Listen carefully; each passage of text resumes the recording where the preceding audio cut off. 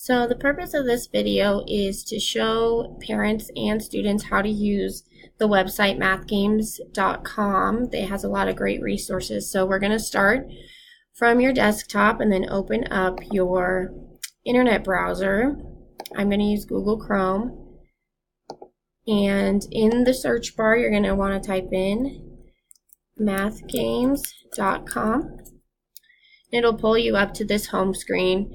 You can see at the top here that you can choose from grades, skills, games, standards, worksheets, and then there's some stuff down here that's happening, and up here this is going to change and show you some other stuff you can access. So if you click the grades button, it will allow you to choose your grade level, which also will bring you to the different skills you can choose from.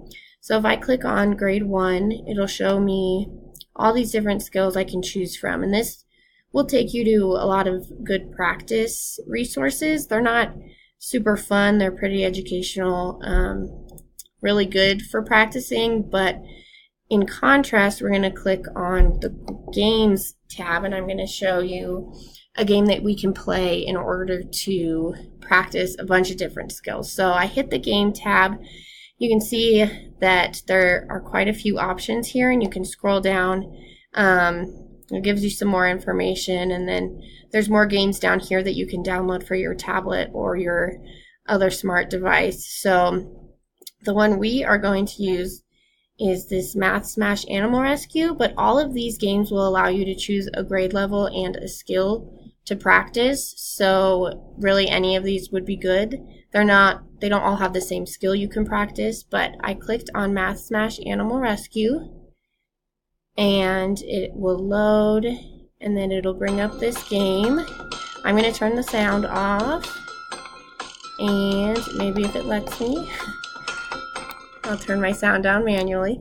So then you can see that it's Common Core skills supported, and if you click this, it shows you by grade level which skills from the Common Core standards are supported or practiced in this game, and then you can also click here to get to other math games.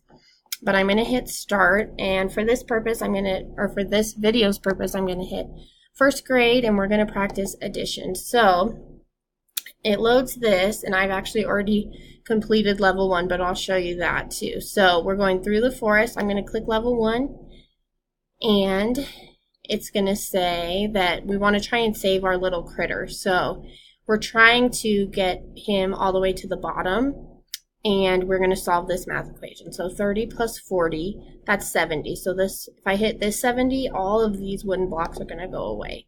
And then my critter is closer to the bottom, so then I have 30 plus 10, and I'm going to click this 40, and then I completed that level.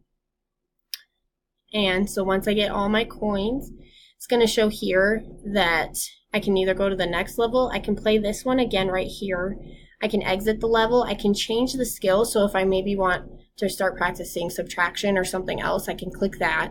And then I can click view question stats, and I can see the questions that I answered, how many I got correct, and then the time I've spent practicing. So for parents, it's good to see how long, they've been playing the game, or if maybe they need to switch to something else.